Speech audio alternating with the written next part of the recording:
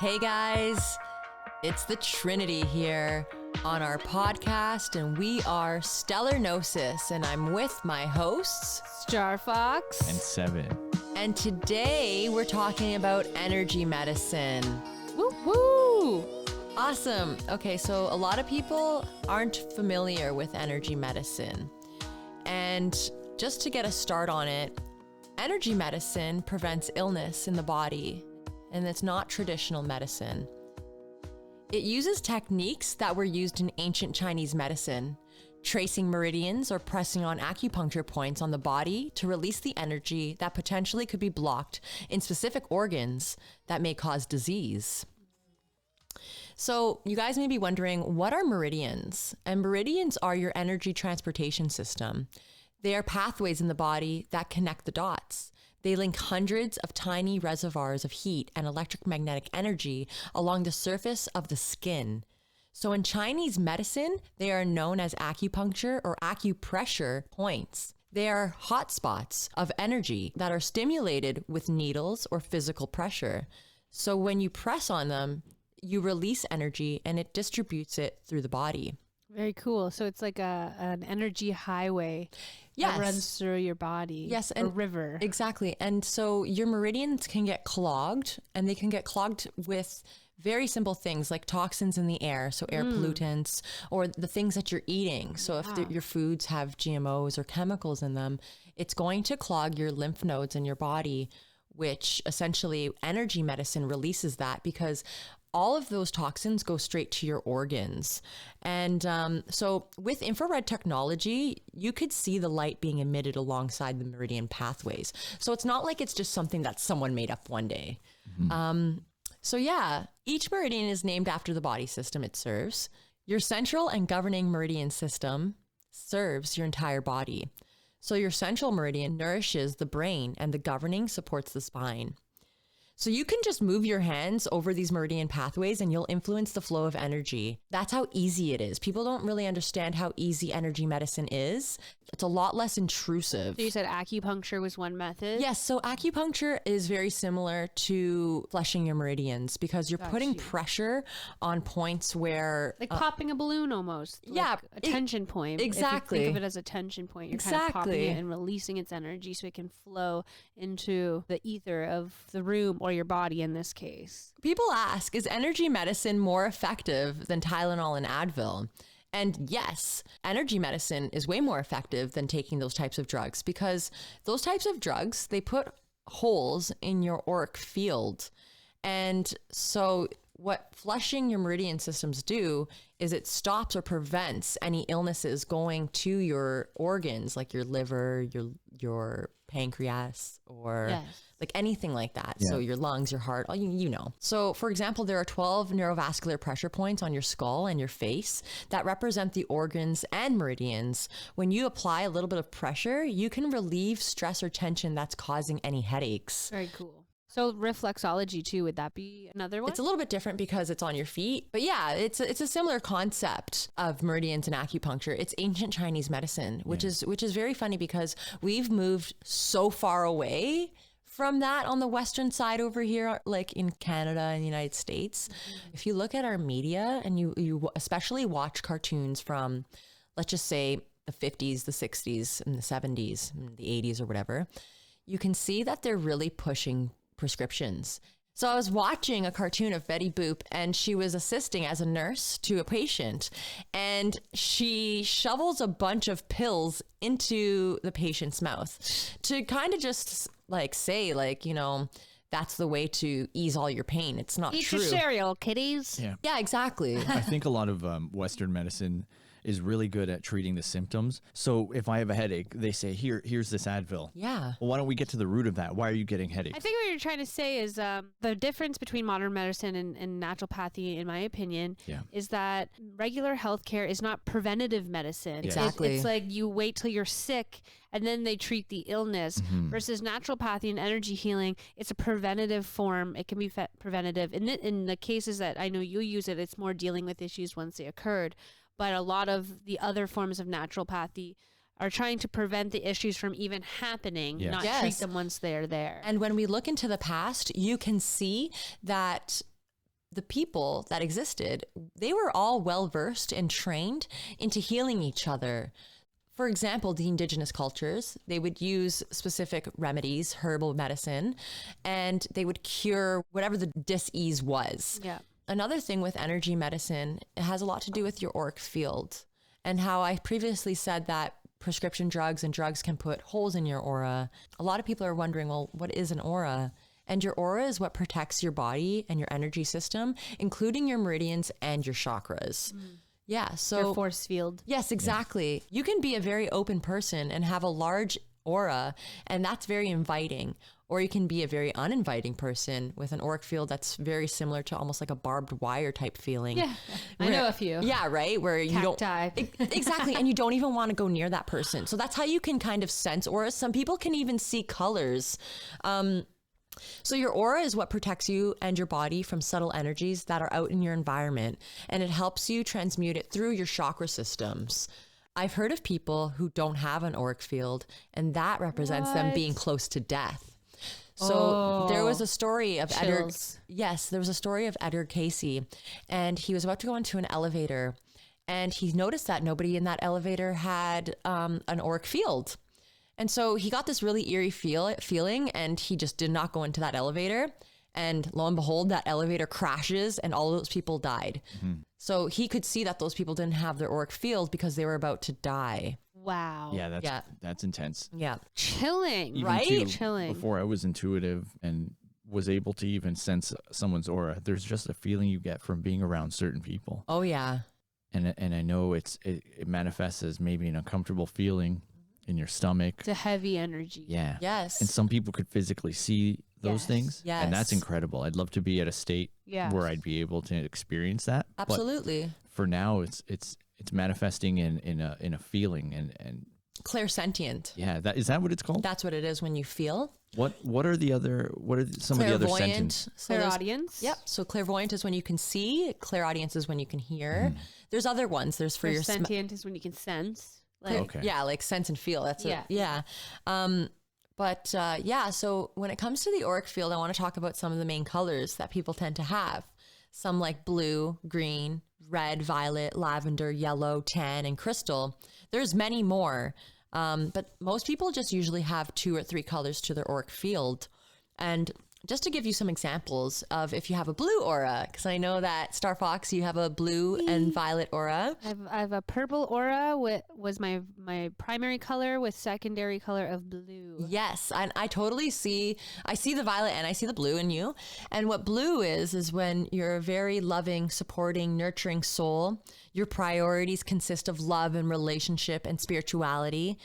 Those people tend to grow up to be teachers, nurses, or counselors.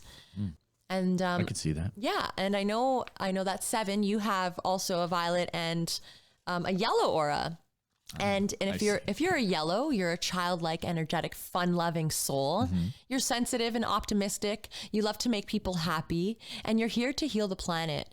Free-spirited and have a great sense of humor, always laughing and making others laugh. That makes me feel great. Thank you. Oh, So 7. yeah, and if you're a violet, you're extremely intuitive. You're a teacher, you're a leader, you're a visionary. You're here to educate the masses, which is why a lot of us, all 3 of us, have violet in our Yes, aura. which I thought to be very cool. That Yes, we all share. share that color. Yep. So they're here to protect the planet, and they tend to tap into their psychic abilities easier than most people. Violets love to travel, and they tend to inspire the masses throughout music. We're film. trying. Yeah, exactly. So they're very charismatic beings. From childhood, they had a sense of a vision that they were here to change the world. Seems like us. Yeah. Oh my gosh! Right? Yes. I just want to give some more examples. How about green? Because I know you have some green in you. Yes. So green, if you're a green, you're very intelligent. They process information very quickly. Greens are very organized and developed in planning, and they execute their plans very precisely. Greens are also very drawn to money and power, great in business. Greens find solutions very easily. They are determined and tend to be the type of person who are workaholics. Greens are highly competitive and enjoy challenges, and they thrive on risk taking. Oh, I love taking risks. I can vouch for that. Yep. Yeah, right?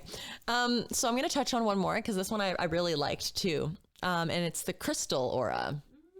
I love that. Yes. And crystal, so these people are very rare and they're known as the Auric Chameleons. So, yes. That sounds like a great band name. What I know. Yeah, it really does. Like a spiritual rock or Right?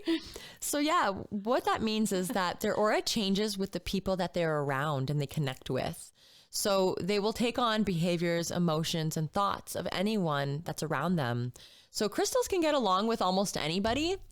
They are very unique people. A lot of people confuse them by their characteristics only because they can be all of the colors at once. That's cool. So do you absorb energy that could be negative or positive? Yes, actually, I was going to touch on that. So crystals are natural healers and channelers. They can keep their thoughts and emotions out of the way when they're working on clients. Crystals tend not to understand their natural abilities, so it can confuse or scare them, causing them to feel very overwhelmed. So these rare beings are very delicate souls. They need to work on one person at a time because they're very sensitive. So it's leaving them vulnerable. So they're only able to really heal one person at a time because they can short circuit their energy systems, which leave them very frazzled and pretty much they need to be in a very quiet place to kind of rejuvenate that. Yeah, one part you said there I really resonated with, like not understanding your powers, and it can kind of scare the jivas out of you. Like I've had so many times where something spiritual happens to me and it scares the crap out of me, and I'm like, what the heck's that? And then I'll ask you and you're like, that's just your powers. Like, I'm just like, oh, okay. Thank God, because I just shit my pants. Oh man, that's hilarious. Can you give us an example of how you shit your pants?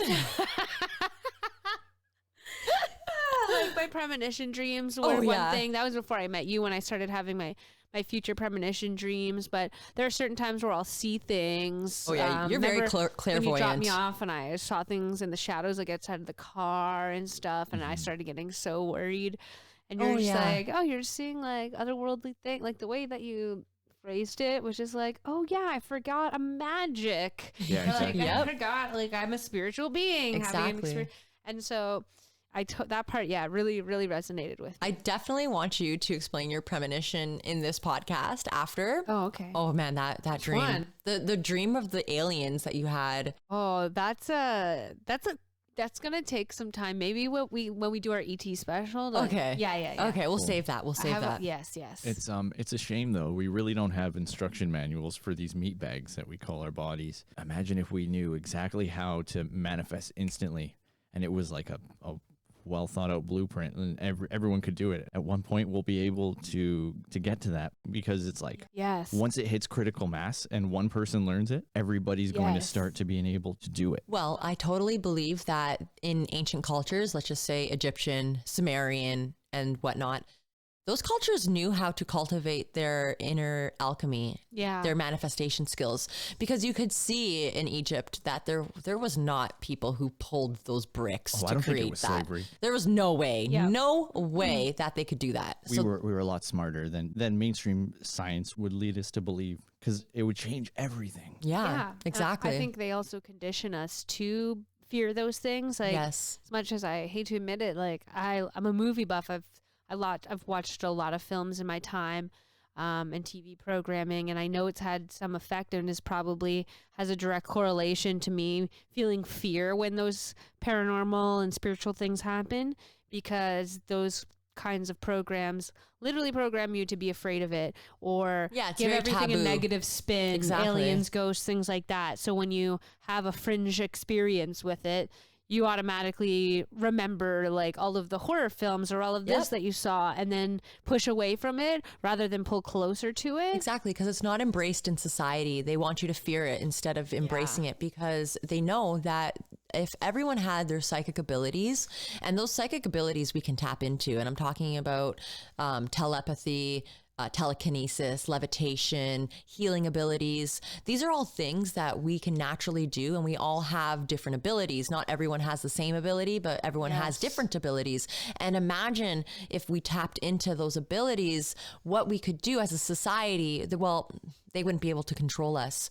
And this has happened in our past. And you can see in the Roman Empire with the Crusades of the Gnostics, the Cathars, and the Essenes, the ones who were the Jewish mystics who were actually learning and teaching these abilities to the masses. Well, they ended up killing them off, or they deemed them as witches, heretics. Heretics. Do you remember when we called upon, we're like, hey, show yourself, aliens, when we saw this things in the sky on our camping trip? And then sure enough, an alien pulled up next to me and tried to pull me into a portal, and I grabbed on for you for dear life. Yes, and, I remember this. That was another good example of like something like that happening and me being like, I'm gonna die. And like you pulled me out of the darkness and like just created a shield of like light and protection around us. And like I was on mushrooms at the time, just tripping my ass. Shout out to mushrooms. Yeah, it was.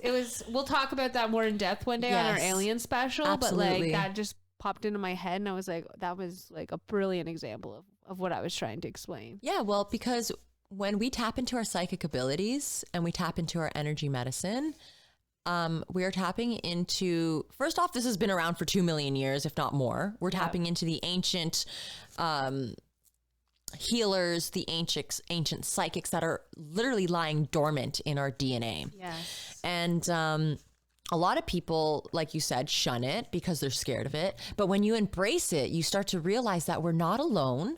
We do live in an interdimensional realm, I should say, and that there's a lot of mysteries to this world that is being oppressed. Yep. Extremely and that's what oppressed. you said to me too. You said, "What are you afraid of?" Yeah. And I was like, "What do you mean?" You're like, "Well, what are you scared of? You're a powerful spiritual being. You know we're protected by God and by angels. So like, why are you so afraid of whatever this thing is next to you that you're experiencing?" And I was like, "You're right. Like, why am I so afraid? Exactly. I do know all these things you're saying, but my fear is getting the best of me because, you know, deprogramming and things like that. Exactly. But consciousness is key, and the way we can overcome it and learn to kind of get on top of the situation before it gets on top of us. Exactly. I think a lot of us have actually experienced this where, have you ever thought of someone or something and then that person calls you? Oh, yeah. Or I've noticed that you could manifest things, and that's the starting thing that anybody could do if they want to start getting into this. I think that's also a product of the big energy web that we're all a part of and Yes. weaved into too, right? Yeah, and I think that's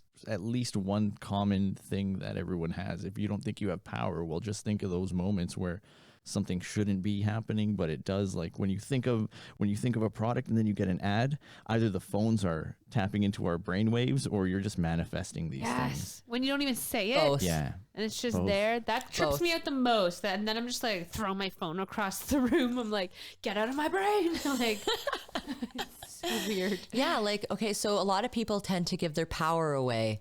And when I say give your power away, we have to know everyone has their own power within them.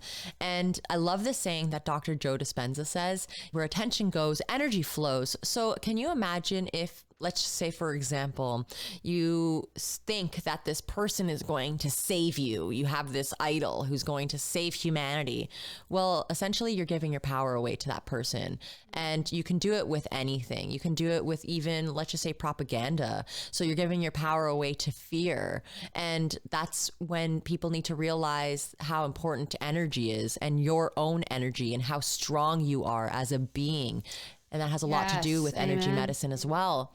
Because if you look at hieroglyphics in ancient Egypt, you could see that there was a slight outline of their body and then their etheric body. So they clearly knew that there was an etheric body. And a lot of people don't know this, but because of the electromagnetic pollutions and because of the poisons in our food and because of everything that's in our air and whatnot, we are aging our etheric body. And there are people who are, let's just say, around our age, which we are like in our 30s, right?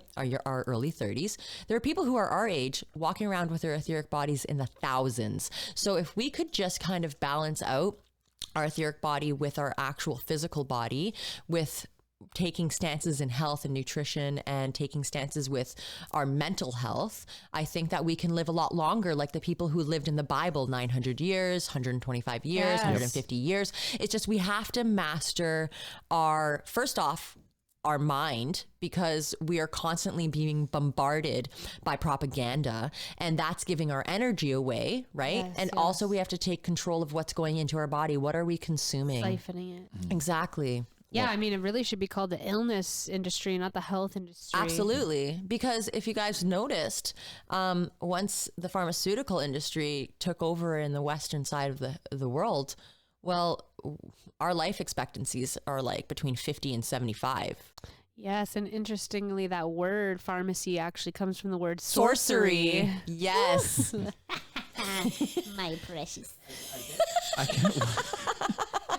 I get why people would kind of want to use I think more physical medicine for things like, let's just say you get into a car accident. Instead of going to a Reiki master, you're going to want a emergency physician, right? Yes, and yes. I think when we have certain ailments, we need to see certain specialists. Absolutely. I wouldn't want to see a podiatrist if I, needed laser eye surgery. Yep. And I think things like Reiki, things like acupuncture, energy medicine are all valid ways of treating illnesses in our bodies. And I'd much rather use those methods than be stuck with taking pills for the rest of my life. But that's the thing. If we go back to what Star Fox said earlier, these things like energy medicine is to prevent illnesses. Exactly. Yes. And I see what you're And trying to say. blockages and buildups. Exactly. But I see where people would like to go to modern medicine. Let's just say you get into a car accident and you sliced open your head, and then you're in the emergency and they need to give you antibiotics and anesthetics so that you can, not be in pain. Well, that's acute. That's acute situations where you need it at that Yes, moment. And yes. that's when the pharmaceutical industry actually thrives. But not when you see all these commercials on television. You see all these commercials on there that are saying, take this pill for depression, for anxiety, and the side effects are heart attacks, sudden death. Television programs, Yes. channels, channeling. And also on the topic of words, disease just comes from the word dis-ease in your Yes. body. So when you have diseases, that's what it's caused from, either energetic dis-ease, mental dis-ease, or in other forms, spiritual dis-ease, all of the Yes. diseases. So if anybody grows any plants or any flowers, right, we understand that giving a plant proper nutrients is crucial, right? Or else it won't grow to its best potential. Yes. And, it works with humans as well. If you put in, let's just say, bad thoughts into your body, Exactly. what do you become? Exactly. What do Bad you become? thought. You know you need good food to survive, Yeah. right? You're not going to feed your plant garbage because your plant's not going to grow. So why don't we use that approach to our bodies, our physical bodies? Exactly. And even when it comes to our mental health, I mean, you have to realize what you just said was very key, because a lot of this world comes down to electromagnetic frequency. And when you go in between our atoms and our electrons and whatnot, you could see that it's all just energy.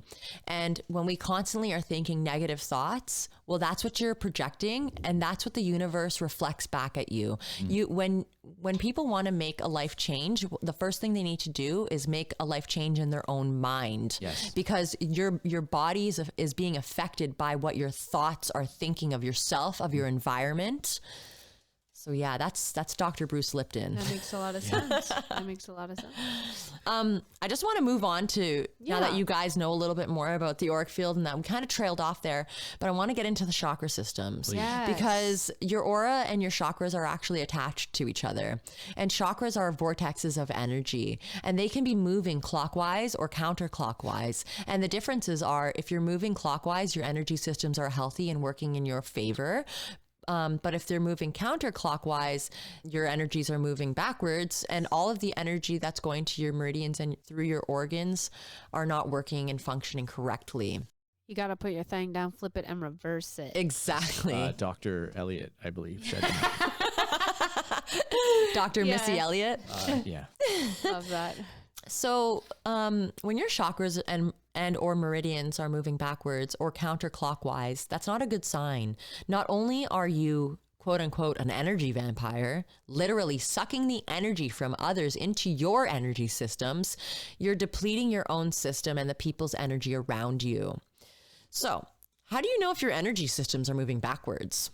Well, You're all shook up. exactly. You feel drained, and regular mundane things that would usually give you energy, like for example, going for a hike, going for a walk, going for a bike ride, that usually make you feel good, will make you feel tired.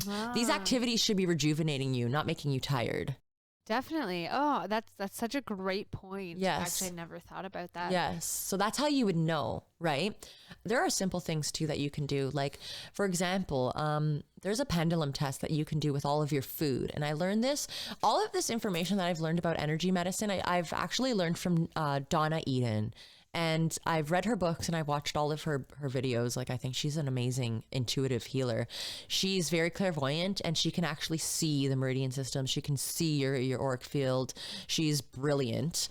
And so she was explaining that tracing your meridian systems every day, which I think there's 14, tracing those meridians each and every day keeps you lively, keeps you energized. And it's a simple technique. It takes like literally less than 10 minutes to do it. Me and Seven do it all the time.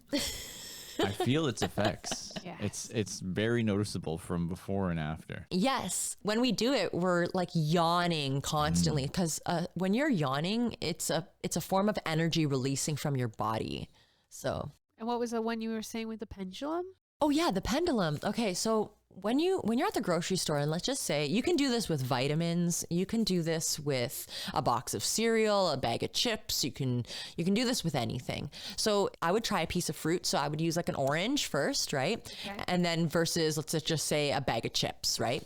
So you basically put your body, you stand up straight and you hold the bag of chips or you hold the orange in the middle of your navel. So right in the center of your navel.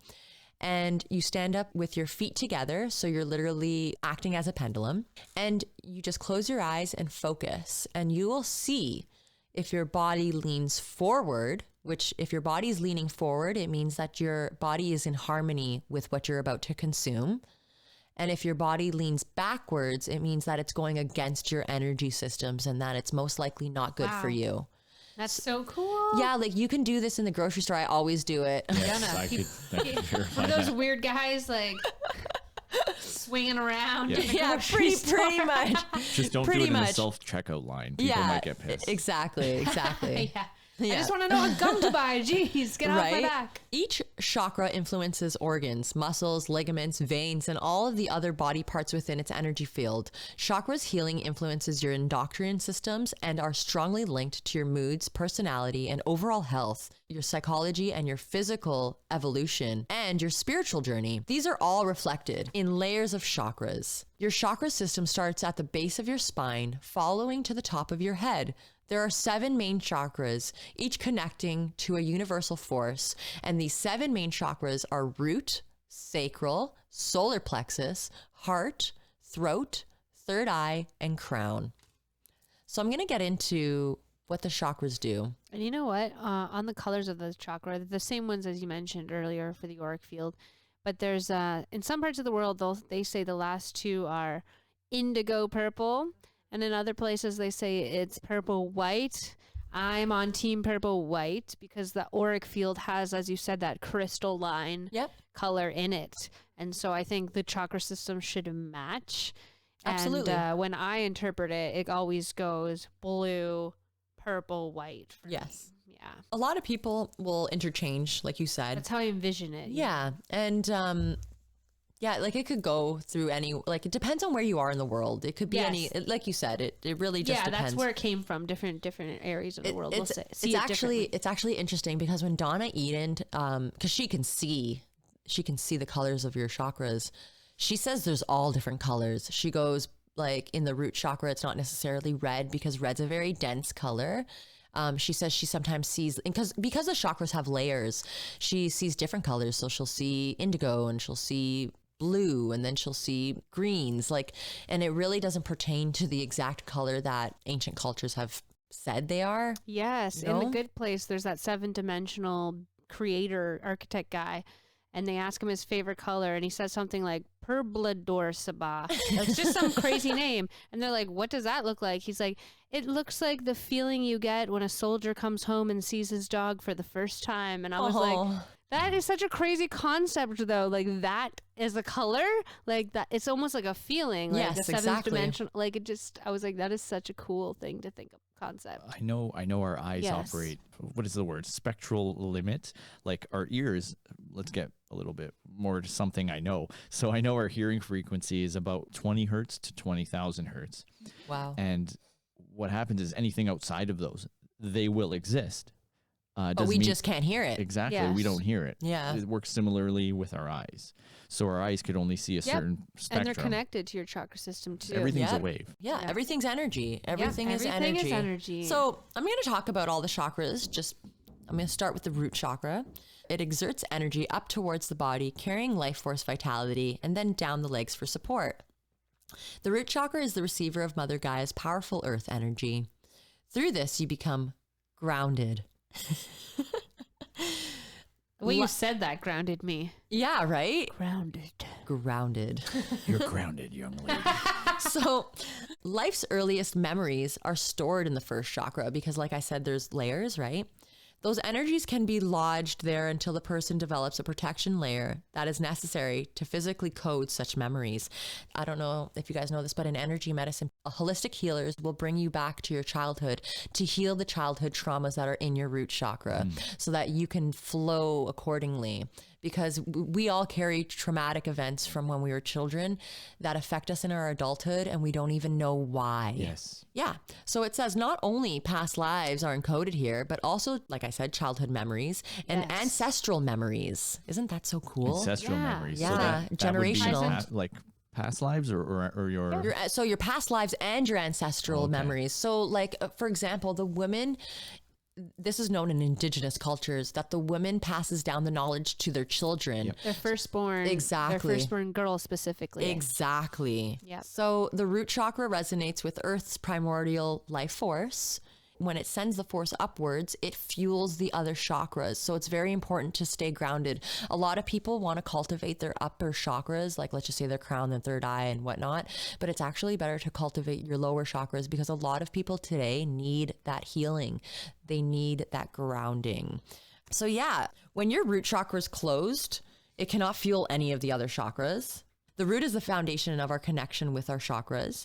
And with your root chakra, you establish your identity with your tribal nature. So we understand our connection with the earth and that we are all one. Isn't that so cute? It's beautiful. So both self-survival and survival of your family lineage have their energetic connection in these chakras. So that's the root.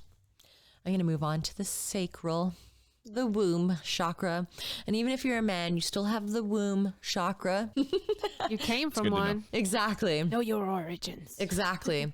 So the sacral is the creative impulse and it holds a world of joy, freedom, laughter. And it started when you were just a little wee embryo.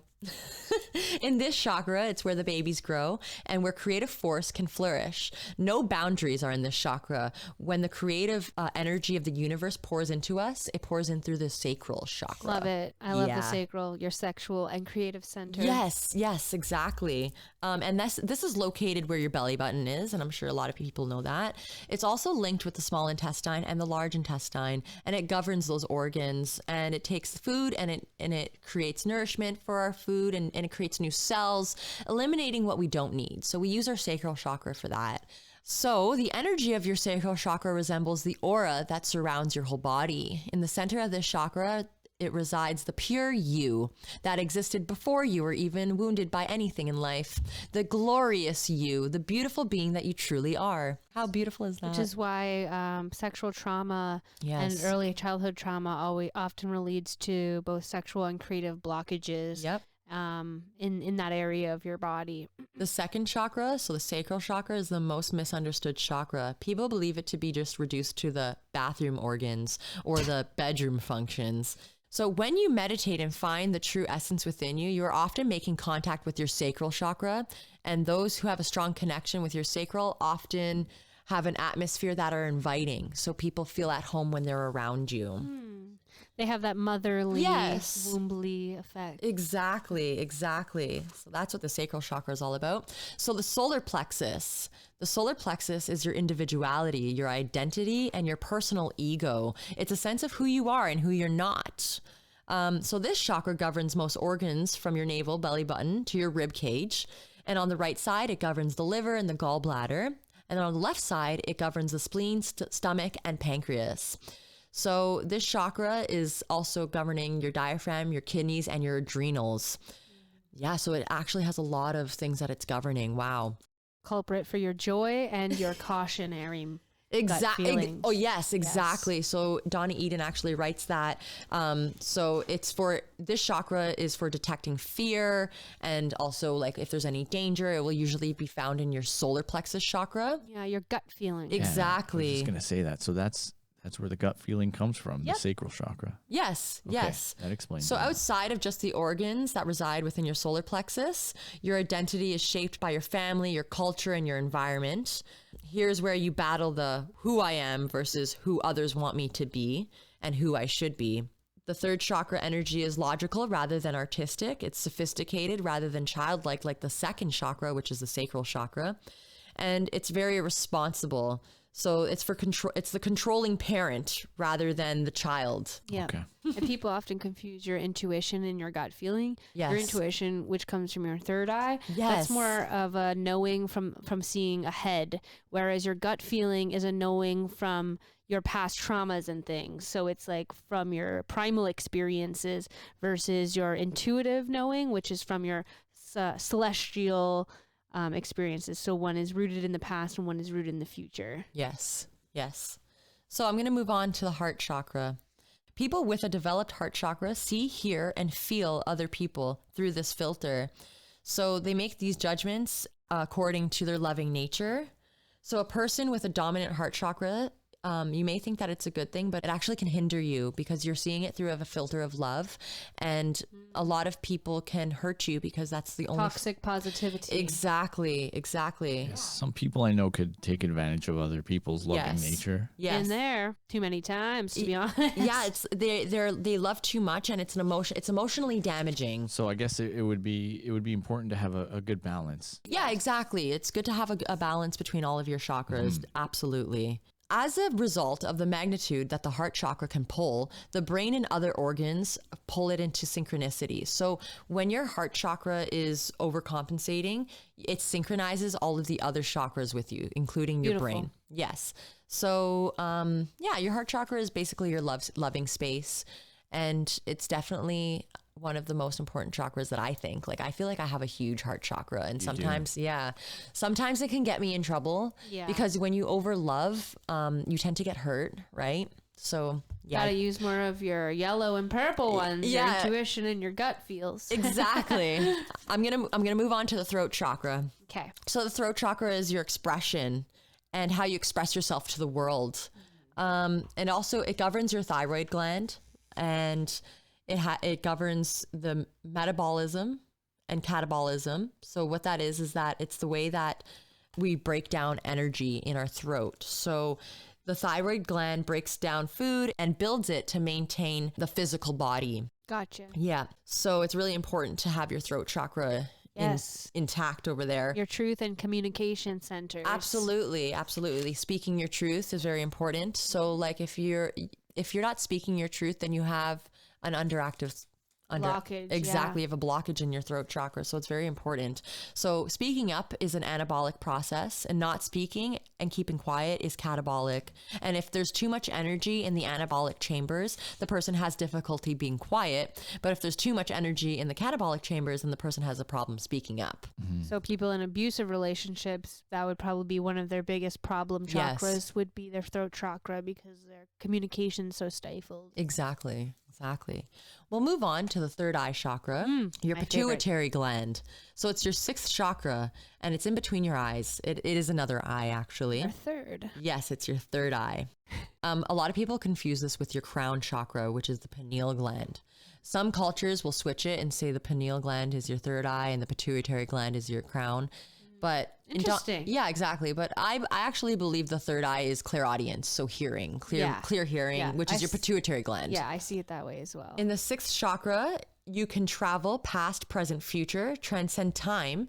You can gain access to psychic planes, other dimensions, and cross space-time if you master your third eye. The sixth, you say? Yeah, the third eye Oh, chakra. that's cool. Like your sixth sense. Like remember the movies where you can see dead people? Your connection. Exactly. I never put that together. Exactly. So in other words, it's your telepathic communication with your spirit guides. So that's how you communicate with them. Yes. So the third eye picks up subtle energies, more subtle than any ordinary senses. It's almost like a radar, fine-tuning. This chakra can be dominated by thoughts that are not balanced, congested with abstractions and mental constructs and fantasies. Those are all flaws of the sixth chakra. So seeing the colors of energy, hearing guidance from another plane, and being telepathic with others are all in the same frequency of the sixth chakra. So mentally strong and brilliant intellectuals sometimes neglect this psychic ability. So basically they're overusing another chakra, which it tends to be their solar plexus, and they're not more logical. Yes, exactly. So the sixth chakra is a mental force and can be used at its worst when it becomes a tool of jealousy, fear, greed, power plays. So yeah, you could definitely be overusing your sixth chakra, which is your third eye chakra.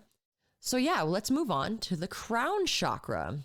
So people meditate or direct their attention to the heavens. You find yourself feeling the oneness with the cosmos and the connection with spirit. So that's your crown chakra, when you're connected to God, connected to source.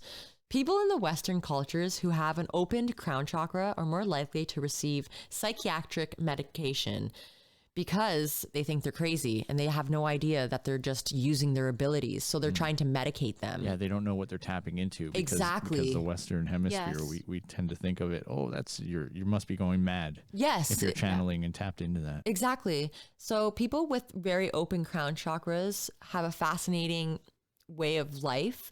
They tend to be quote unquote out of this world. They seem almost stellar. They seem almost disconnected to this reality, but in actual fact it's just because their crown chakra is really open. So having that open can feel mystical, a sense of a larger meaning to life, renewed motivations, a deeper understanding that we're all one consciousness. And a way to open up the crown is through meditation, through prayer, through ritual, dancing, singing. These are all ways you can open up your crown. So yeah, it's just fasting, yep, exactly. So it's deepening your awareness and your spiritual connection with the cosmos, and also energy work deepens that connection. I feel like when you pass away, you probably leave out your crown, you know? Yep, yeah. I think so too. Another thing that I just wanted to touch upon too quickly with energy medicine, and I thought this was very important and I wanted the rest of the world to know this, is that when you look down upon somebody, even a stranger, you're actually taking away their energy. So it's it's a slippery slope with that. And so when you look up upon somebody, you're keeping their energy inside of them. So you're not taking it from them. And therefore to you as well. Yeah, exactly. Yeah. So you're giving that person good energy. So you really can drain somebody by looking down upon them. And I just wanted to touch upon that. And it takes your energy to take energy. Exactly. And it gives you energy to give energy. Yep. So whatever you're doing to them, you're also doing to yourself. Exactly. And I think that's a beautiful note to end this one on. Yep. And I think we still have more to talk about when it comes to this. We got to bring this one back again. We will definitely bringing this back. But hey, if you guys want to contact us, or if you have any questions you want to ask us, you can email us at stellargnosis@protonmail.com. Thank you guys. Love you all. Love you guys. See you next week.